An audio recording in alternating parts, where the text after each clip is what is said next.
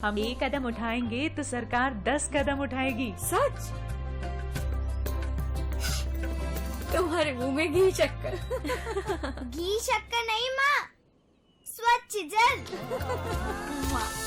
2024 तक देश के सभी 19 करोड़ घरों में पहुंचेगा पीने का साफ पानी। अब होगा हर घर जल। जल जीवन मिशन, जल शक्ति मंत्रालय, भारत सरकार।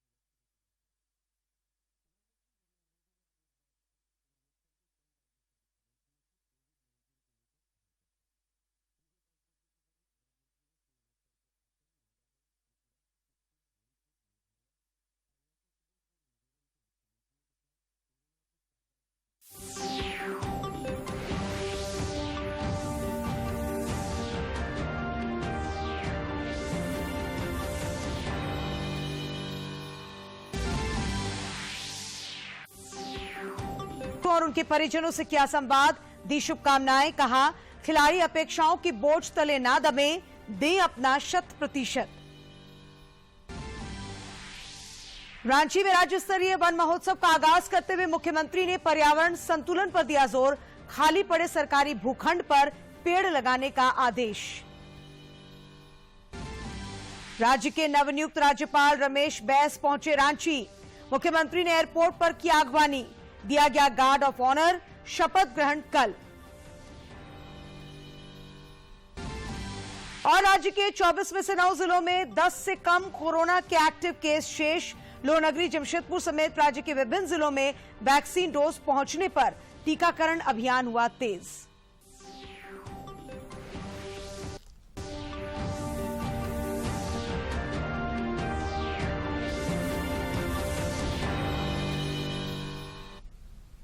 नमस्कार, खबरें झारखंड में आपका स्वागत है। मैं हूं अशीता आनंद और समाचारों में आगे बढ़ने से पहले ये संदेश।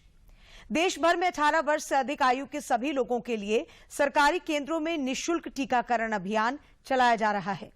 दूरदर्शन आप लोगों से अपील करता है कि कोविड रोधी टीका जरूर लगवाएं। कोरोना महामारी के प्रति कोई भी लापरवाही ना बरतें। जब तक आवश्यक ना हो घर से बाहर ना निकलें और इन आसान उपायों का पालन करें। मास्क लगाएं, 2 गज की सुरक्षित दूरी बनाए रखें, बार बार हाथ धोएं और चेहरा साफ रखें। कोविड से संबंधित जानकारी और मार्गदर्शन के लिए राष्ट्रीय हेल्पलाइन काम कर रही है। इनके नंबर हैं 011-2397-8046 और 1075। इसके अलावा राज्य हेल्पलाइन नंबर 104 पर डायल कर त्वरित समाधान लिया जा सकता है। और अब समाचार विस्तार से। प्रधानमंत्री नरेंद्र मोदी ने टोक्यो ओलंपिक में भाग लेने जा रहे भारतीय एथलीटों और उनके परिजनों से आज बातचीत की और उनका मनोबल बढ़ाया तथा खेलों के महाकुंभ में बेहतर प्रदर्शन के वास्ते शुभकामनाएं भी दी। इस दौरान अपने संबोधन में प्रधानमंत्री ने जोर देकर कहा कि खिलाड़ी अपेक्षाओं के बोझ के तले ना दबें, बल्कि अपना 100% दें। इस वर्चुअल संवाद कार्यक्रम में केंद्रीय मंत्री अनुराग ठाकुर, किरेन रिजिजू और भारतीय ओलंपिक संघ के अध्यक्ष नरेंद्र बत्रा भी शामिल हुए।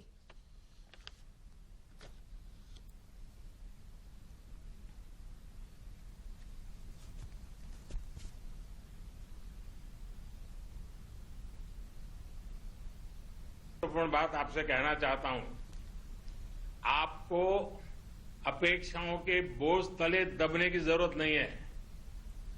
आप अपना 100% दीजिए, बस यही मिजाज, बिना किसी दबाव के पूरा प्रयास कीजिए।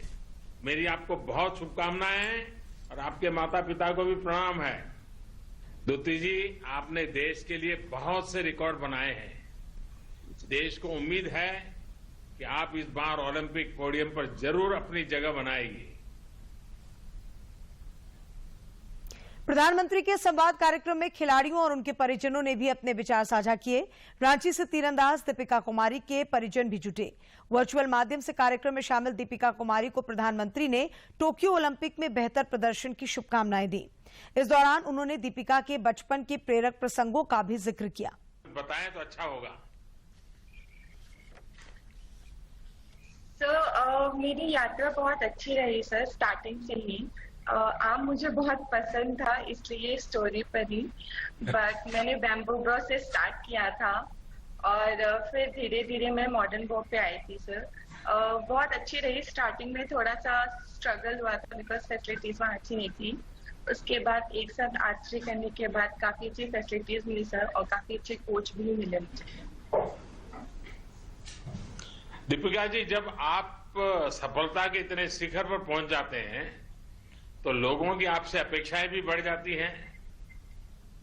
अब सामने ओलंपिक जैसा सबसे बड़ा इवेंट है, तो अपेक्षाओं और फोकस के बीच आप संतुलन कैसे बना रही हैं? सर, उम्मीदें तो है, लेकिन सबसे ज्यादा उम्मीदें खुद से होती है और हम यहीं पे फोकस कर रहे हैं कि जितना भी ध्यान है अपने प्रैक्टिस पे हो और कैसे मुझे परफॉर्म करना है, इस चीज पे मैं सर ज्यादा फोकस कर रही हूँ। चलिए, आपको बहुत बहुत बधाई कि आपने विषमताओं में हार नहीं मानी। आपने चुनौतियों को ही ताकत बना लिया है और मैं देख रहा हूं कि स्क्रीन पर मुझे आपके परिवारजन भी दिखाई दे रहे हैं। मैं उनको भी नमस्कार करता हूं। देश को पूरा भरोसा है कि आप ओलंपिक में भी ऐसे ही देश का गौरव बढ़ाएगी। आपको मेरी ढेर सारी शुभकामनाएं। टोक्यो ओलंपिक गेम्स में भारतीय महिला हॉकी टीम अपनी दमदार चुनौती पेश करने को तैयार है। इस टीम में झारखंड की सलीमा टेटे और निक्की प्रधान भी शामिल हैं, जो ओलंपिक में अपना बेहतरीन खेल दिखाने का जज्बा और काबिलियत रखती हैं। निक्की प्रधान के कोच रहे दशरथ महतो को अपनी शिष्या पर पूरा भरोसा है। साथ ही उनके माता पिता को भी लगता है कि उनकी बिटिया देश और राज्य का नाम रोशन करेगी। जो खूंटी जिले के हेसेल गांव में पली बड़ी हैं।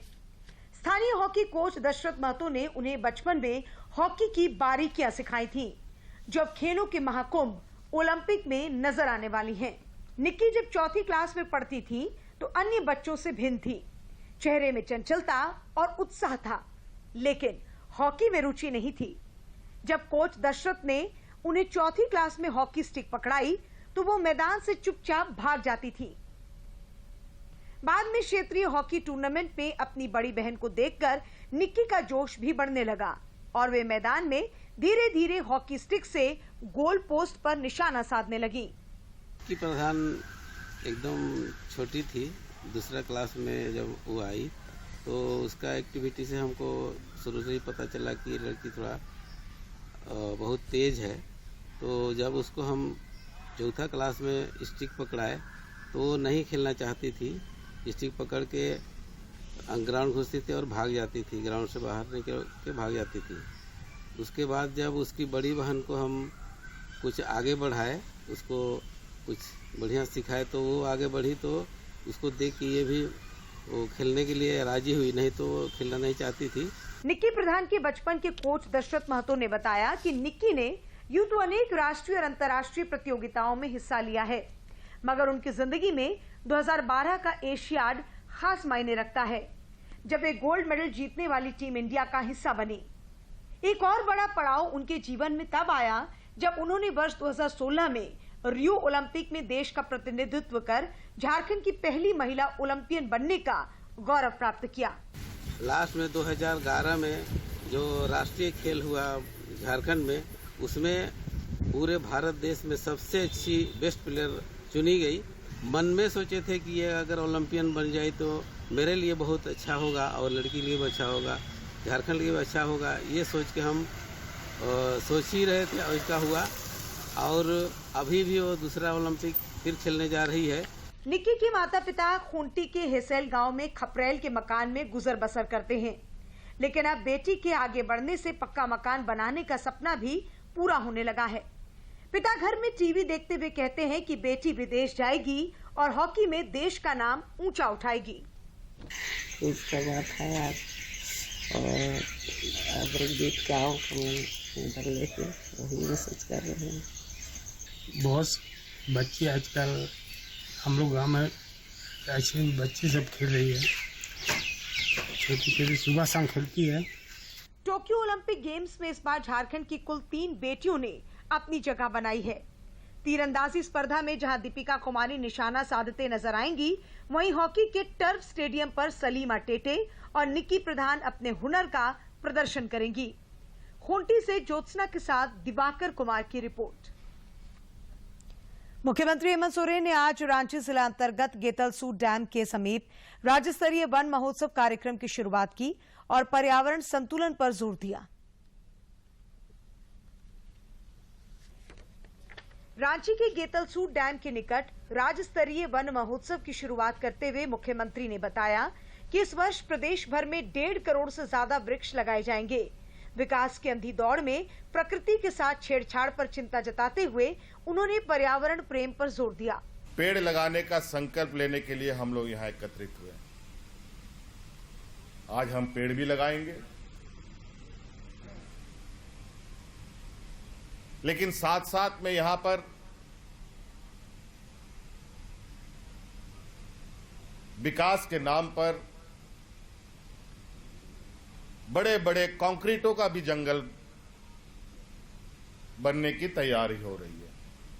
ईंटा, गिट्टी, सीमेंट, छड़ का जंगल भी अब बड़ी तेजी से बढ़ रहा है।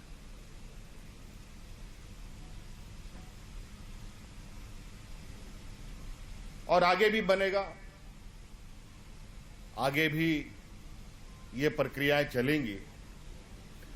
अगर इसको संतुलन नहीं बनाया गया तो कहीं ना कहीं इसका खामियाजा हम सभी मनुष्यों को भुगतना पड़ेगा। श्री सोरेन ने झारखंड में सभी खाली जमीनों पर पेड़ लगाने की हिदायत भी दी। साथ ही तालाबों, जलाशयों और नदियों के संरक्षण पर भी बल दिया। उन्होंने कहा कि तालाब और जलाशय जल संचयन के बर्तन के समान हैं, जिनका रहना जरूरी है। हमें बहुत भारी पड़ सकता है। हाँ, ये बात सही है कि झारखंड जैसे प्रदेश में हमारे पूर्वजों ने जो संपत्ति छोड़ी है, इस राज्य में जल, जंगल, जमीन के रूप में, इन सब का अगर हम सही प्रबंधन ना करें तो भी हमारे लिए बहुत नुकसान है। जल, जंगल और जमीन के साथ सह अस्तित्व पर जोर देते हुए मुख्यमंत्री ने इनका सही प्रबंधन करने की जरूरत बताई और लोगों को पूर्वजों से सीख लेने का आग्रह किया। दूरदर्शन समाचार के लिए ब्यूरो की रिपोर्ट। झारखंड के नवनियुक्त राज्यपाल रमेश बैस त्रिपुरा से रांची पहुंच गए हैं। बिरसा मुंडा एयरपोर्ट पर मुख्यमंत्री हेमंत सोरेन ने उनकी अगवानी की तथा उन्हें गार्ड ऑफ ऑनर भी दिया गया। रमेश बैस कल रांची में झारखंड के राज्यपाल के रूप में शपथ लेंगे। झारखंड उच्च न्यायालय के मुख्य न्यायाधीश न्यायमूर्ति रवि रंजन उन्हें बतौर राज्यपाल शपथ दिलाएंगे। नवनियुक्त राज्यपाल के शपथ ग्रहण की तैयारियां रांची में जोरों पर हैं और प्रशासनिक अधिकारी सभी चीजों को दुरुस्त करने में जुटे हैं। रमेश बैस राज्यपाल द्रौपदी मुर्मू का स्थान लेंगे। देश में पिछले 24 घंटों के दौरान कोविड-19 के 31,443 नए मामले सामने आए हैं, जबकि इस अवधि में 49,007 लोगों ने कोरोना से उबरकर जिंदगी की जंग जीती। इस बीच केंद्रीय स्वास्थ्य मंत्रालय द्वारा आज प्रेस वार्ता कर बताया गया कि देश भर में कोरोना संक्रमण के मामलों में गिरावट का दौर जारी है। देश में नए संक्रमितों की जो संख्या दिख रही है, उसका 30% हिस्सा केरल के मरीजों का है। जैसे कि हम देख रहे हैं, सेकेंड पीक में जहां देश में 4,14,000 केसेस प्रतिरोज के हिसाब से एक समय पर रिपोर्ट हुए थे, उसमें कंटिन्यूअस बेसिस पर डिक्लाइन हो रहा है और पिछले 24 घंटे में देश में 31,443 केसेस रिपोर्ट हुए हैं। इसी के साथ हम देखें, on an average when we saw week ending 11th May, जब देश में औसतन 3,87,000 केसेस डेली बेसिस पर रिपोर्ट हो रहे थे, उसमें यह कंटिन्यूअस डिक्लाइन होते हुए भी पिछले एक हफ्ते में भी करीब 6% डिक्लाइन देश में नोट किया गया है। ऑन एन एवरेज केसेस अगर हम देखें वीकली बेसिस पर, तो 40,000 के करीब केसेस देश में रिपोर्ट हो रहे हैं। इधर झारखंड में भी कोविड संक्रमितों की संख्या में लगातार कमी देखी जा रही है। पिछले 24 घंटों में राज्य भर में सिर्फ 43 नए पॉजिटिव मामलों की पुष्टि हुई है, जबकि 64 कोरोना वीर साबित हुए। राज्य में अब मात्र 390 कोविड के एक्टिव केस शेष हैं। राष्ट्रव्यापी टीकाकरण अभियान के अंतर्गत अब तक 38 करोड़ 14 लाख से अधिक कोविड रोधी टीके लगाए जा चुके हैं। कल 40,65,862 कोविड रोधी टीके लगाए गए। स्वास्थ्य मंत्रालय ने बताया कि अब तक 45 प्लस आयु वर्ग के 21 करोड़ 80 लाख लोगों का टीकाकरण हुआ है, जबकि 18 प्लस आयु वर्ग के 11 करोड़ 82 लाख पात्र लोगों को टीके लगाए जा चुके हैं। वैक्सीनेशन एक इम्पॉर्टेंट टूल के रूप में हमारे सामने है और जिसके अंतर्गत हम देखते हैं कि देश ने अब 38 करोड़ का भी आंकड़ा in terms of overall vaccine doses delivery पूरा किया है। फर्स्ट डोज के रूप में 30.66 करोड़ वैक्सीन डोजेज दी जा चुकी हैं और सेकेंड डोज के रूप में 7.49 crore vaccine doses amongst the identified priority age group has been given. राज्य में टीकाकरण अभियान को गति प्रदान करने के लिए केंद्र द्वारा झारखंड सरकार को पर्याप्त मात्रा में वैक्सीन उपलब्ध कराई जा रही है, जिन्हें विभिन्न जिलों में भेजा जा रहा है। जमशेदपुर को कोविशील्ड की 16,500 डोज मिली है। लोहनगरी जमशेदपुर में निर्धारित केंद्रों पर वैक्सीन की डोज पहुंचने से एक बार फिर टीकाकरण अभियान ने गति पकड़ी है। 22 सेंटरों पर 45 वर्ष से अधिक उम्र के लोगों को वैक्सीन लगाई जा रही है, जबकि 5 सेंटरों पर 18 प्लस का टीकाकरण हो रहा है। क्यों लेना जरूरी समझते हैं? जरूरी है ये कि कोरोना से मुक्ति के लिए जो हमारे प्रधानमंत्री एक किए हुए हैं, तो इसलिए सेकेंड डोज ले, फर्स्ट डोज सेकेंड डोज कुछ भी ले और 2 गज दूरी मास्क जरूरी करके लोग अपना स्वच्छता के लिए। जमशेदपुर में टीकाकरण को लेकर लोगों में गजब का उत्साह देखा जा रहा है। इस कारण कुछ अव्यवस्था भी नजर आ रही है, जिससे लोगों में कुछ नाराजगी भी है। कोरोना से अगर बचना है तो टीका लेना बहुत जरूरी है। ठीक है, आज यही सबसे रामबाण है। अगर आप टीका लेके हैं तो 100% नहीं तो 95% आप जरूर सुरक्षित है। इसलिए सभी से आग्रह है कि जो पहला डोज ले लिए हैं दूसरा डोज ले लिया जाए और यहाँ पे दूसरा डोज भी दिया जा रहा है। कितना है वायरस आ रहा है ना, उनके हमारी बॉडी की सुरक्षा के लिए वैक्सीन बहुत जरूरी है। सबको लेना चाहिए। सबको टीका लेना क्यों जरूरी समझते हैं? जरूरी अपना सुरक्षा के लिए सर, क्योंकि वैक्सीन नहीं लेंगे सर तो हमारे जैसे बच्चे को पहले दिया जाता था टीका, उसी तरह ये भी टीका हम लोग सुरक्षा के लिए है सर। अभी पहला डोज ले चुके हैं? हाँ, पहला डोज ले चुके हैं, सेकेंड डोज लेने के लिए आए। क्यों जरूरी समझते हैं टीका लेना? ये अपनी सुरक्षा के लिए अपनी लेना बहुत जरूरी है, इसको इसलिए लेना चाहते हैं। अपनी सुरक्षा, सबकी सुरक्षा के लिए, लेकिन यहाँ पे सुविधा ही नहीं है। कोरोना को मात देने में जिस प्रकार एहतियाती उपायों का महत्व है, उसी तरह इसके जोखिम को कम करने में वैक्सीन उपयोगी है। लोहनगरी जमशेदपुर में टीकाकरण को लेकर जन सामान्य का उत्साह बताता है कि सभी लोगों को इसके फायदे समझ में आ चुके हैं। जमशेदपुर में थर्ड जेंडर के वास्ते उपायुक्त की पहल पर टीकाकरण शिविर लगाया गया। इसमें बड़ी संख्या में समुदाय के लोगों ने कोरोना रोधी पहली डोज ली। जमशेदपुर में समाज के हर तबके को वैक्सीन से आच्छादित किया जा रहा है ताकि सुरक्षा चक्र ना टूटे। इस सिलसिले में समाहरणालय परिसर में थर्ड जेंडर के लोगों को कैंप लगाकर वैक्सीन दी गई। हम लोग के भारतीय संविधान में भी और राज्य सरकार एवं केंद्र सरकार ये बिल्कुल समावेशी नीति पे काम करती है और समावेशी नीति में हम लोग सोसाइटी के हर एक वर्ग को आज के दिन में इक्वल ट्रीट करते हैं। इसी क्रम में हम लोगों के पास में किन्नर समुदाय का प्रतिनिधित्व मंडल मिला था और उन्हें बताया कि जो शहर में ऑनलाइन स्लॉट्स की व्यवस्था है उसमें किन्नर समुदाय के लोगों को स्पेशली टेक्नोलॉजी की ज़्यादा जानकारी नहीं होने के कारण या स्मार्टफोन होने के कारण जो है वो टीके का स्लॉट सही से बुक नहीं कर पा रहे हैं और उनके समुदाय के लोगों को आज के दिन वैक्सीन नहीं मिल पा रहा है। और चूंकि पब्लिक इंटरेक्शन भी ज़्यादा है तो उसका फिर हम लोगों ने डिसाइड किया कि किन्नर समुदाय के लिए हम लोग एक स्पेशल कैंप को ऑर्गेनाइज करेंगे ताकि ये जो समावेशी व्यवस्थाएं हैं वो बिल्कुल प्रतिमूर्ति के रूप में स्थापित हो सके। इस अवसर पर उत्थान संस्था के सचिव अमरजीत ने कहा कि टीकाकरण को लेकर अब सभी भ्रांतियां दूर हो चुकी हैं और इसके लाभ से सभी अवगत हो चुके हैं। हमारे साथ समाज में तो पहले बहुत सारी भ्रांतियां थी कि वैक्सीन लेने से हो सकता हम मर जाए या ना बचे, बहुत सारी चीजें थी। तो आज डीसी सर आए, उन्होंने खुद से काउंसलिंग करी और समुदाय को जागरूक करा और पहला वैक्सीनेशन कैंप जो दूसरी लहर में लगा, इसके लिए हम तहे दिल से धन्यवाद करते हैं। शिविर के दौरान समुदाय की विभिन्न जरूरतों को लेकर भी चर्चा हुई, जिसके निराकरण की दिशा में प्रशासनिक महकमे ने गंभीरता दिखाई। कोविड-19 महामारी अब ढलान की ओर है, लेकिन अभी भी तीसरी लहर की आशंका मंडरा रही है, जिसके खतरों से बचने के लिए वैक्सीनेशन अभियान में और तेजी लाई जा सकती है। कोरोना संक्रमण काल का बच्चों के पठन पाठन पर सबसे ज्यादा प्रतिकूल असर पड़ा है, लेकिन इसी दौरान कुछ ऐसे शिक्षक सामने आए हैं जो अपने बूते शिक्षा की ज्योत को जलाए रखे हैं। पेश है बोकारो में मोहल्ला क्लास चलाने वाली मध्य विद्यालय मारापारी की शिक्षिका डॉक्टर संगीता पाठक के जज्बे की कहानी।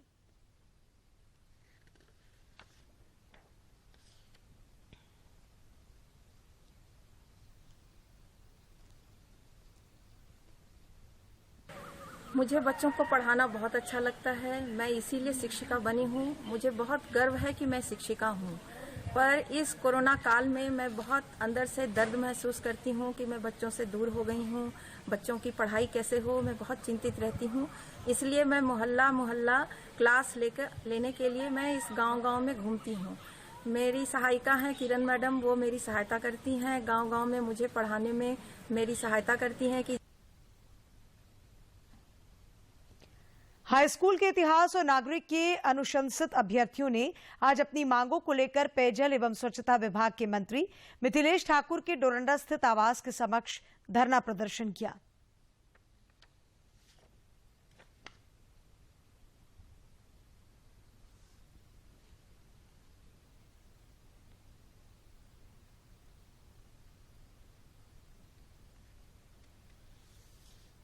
मंत्री जी से आग्रह करने आए हैं कि हमारा जो सर्वोच्च न्यायालय से क्लियर हो चुका है कि 11 डिस्ट्रिक्ट में पहले भी कोई रोक नहीं था और अभी भी कोई रोक नहीं है, तो इसलिए हम लोग आग्रह करने आए हैं मंत्री जी से कि हमारा नियुक्ति पत्र जल्द से जल्द दिया जाए और हम लोगों को विद्यालय में जाने का मौका मिले।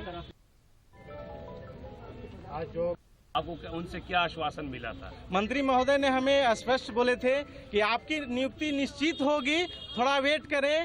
ये मामला सतजीत कुमार वर्सेस स्टेट आपको सुप्रीम कोर्ट में है, इसलिए कुछ कानूनी अड़चन है, इसलिए आपकी नियुक्ति नहीं कराई जा रही है।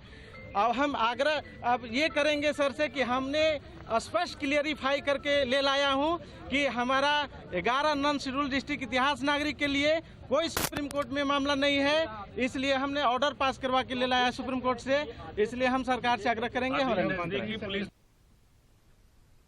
पूर्वी सिंहभूम जिले के वरीय आरक्षी अधीक्षक डॉक्टर एम तमिलवाले ने आम जनता से अपील की है कि वे अपने घर में पड़े पुराने मोबाइल और लैपटॉप तथा कंप्यूटर को जिले में स्थापित उपकरण बैंक में जमा करने की कृपा करें, ताकि वो जरूरतमंद छात्र छात्राओं को ऑनलाइन पढ़ाई के लिए पहुंचाए जा सके। स्कूल और कॉलेज बंद है और पढ़ाई ऑनलाइन के मोड पर चल रही है। काफ़ी सारे गरीब बच्चे के पास मोबाइल फ़ोन नहीं रहने के कारण उन लोगों को पढ़ाई बाधित है। झारखंड पुलिस के द्वारा रेस्पेक्टेड डीजीपी सर के निर्देश अनुसार एक मोबाइल बैंक या इक्विपमेंट बैंक या उपकरण बैंक हम लोग चालू कर रहे हैं, जिसमें सभी थाना में ऐसे एक बैंक गठन किया जा रहा है और सभी जिला में ऐसे एक बैंक गठन किया जा रहा है, जिसमें जिला के समस्त वासियों के पास जो भी आपके पास पड़ा हुआ मोबाइल फ़ोन, लैपटॉप या टैब जो चालू हालत में वो आपके यूज़ का नहीं हो या पुराना हो चुका हो, वो आप लोग सबमिट कर सकते हैं। फिर ये पूरे को इकट्ठा करके संबंधित स्कूल के प्रिंसिपल से बात करते हुए दूर दराज इलाका में, गांव में जो बच्चे हैं जिनके पास साधन नहीं है ऑनलाइन मोड पे पढ़ने के लिए, उन लोगों को हम लोग डोनेट करने का काम कर रहे हैं। राज्य के अनेक हिस्सों में पिछले 24 घंटों के दौरान हल्के से मध्यम दर्जे की बारिश रिकॉर्ड की गई है। मौसम विभाग ने बताया है कि आगामी 17 जुलाई को उत्तर पूर्वी इलाकों में भारी बारिश के आसार हैं। इधर राष्ट्रीय राजधानी दिल्ली में भी मानसून ने दस्तक दे दी है और इसके साथ ही पूरे देश पर मानसून छा गया है। झारखंड और पश्चिम बंगाल के कुछ हिस्सों और केरल के लिए येलो अलर्ट जारी किया गया है। दक्षिण पश्चिम मानसून के कारण रविवार से देश के विभिन्न भागों में भारी बारिश हो रही है। वहीं कुछ इलाकों में आंधी और बिजली गिरने की घटनाएं भी हुई हैं। आंगन में रंग बिरंगे फूल खिले हों और खाली पड़ी जमीन पर फलदार वृक्ष हों, ऐसी चाहत हर किसी की होती है। लोगों की इन्हीं चाहत और जरूरतों को देखते हुए नर्सरी व्यवसाय काफी फल फूल रहा है। नर्सरी का व्यवसाय कर रहे हैं। लगभग 1.5 एकड़ भूमि पर इन्होंने नर्सरी को विकसित किया है।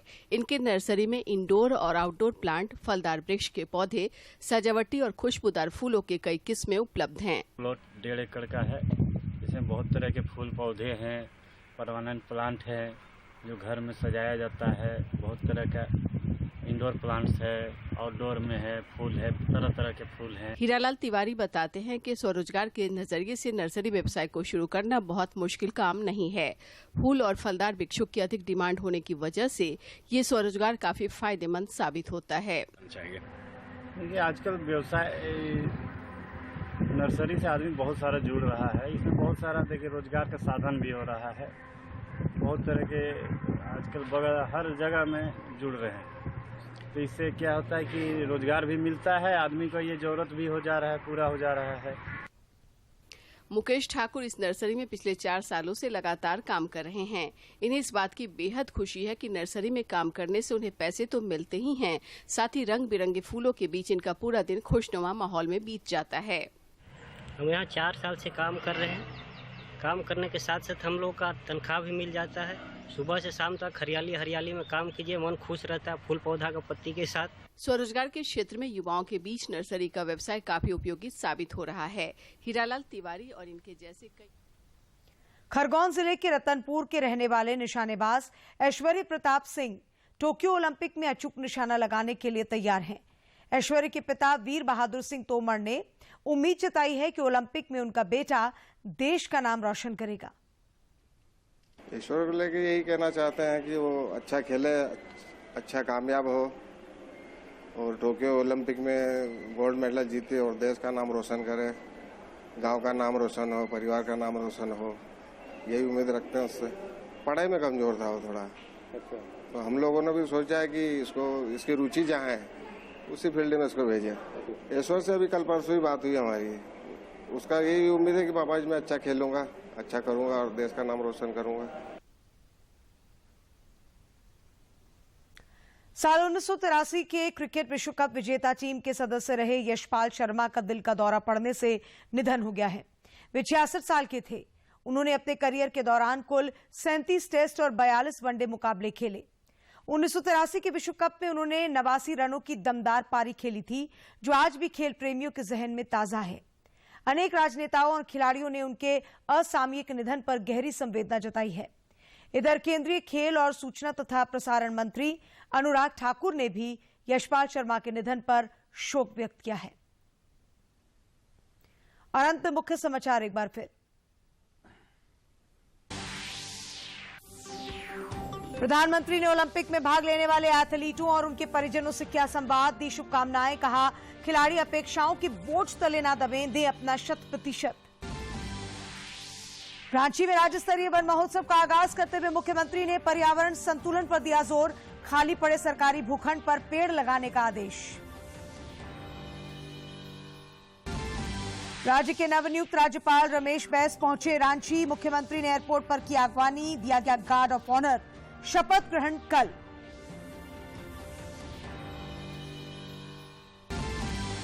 और राज्य के 24 में से 9 जिलों में 10 से कम कोरोना के एक्टिव केस शेष। लोहनगरी, जमशेदपुर समेत राज्य के विभिन्न जिलों में वैक्सीन डोज पहुंचने पर टीकाकरण अभियान हुआ तेज।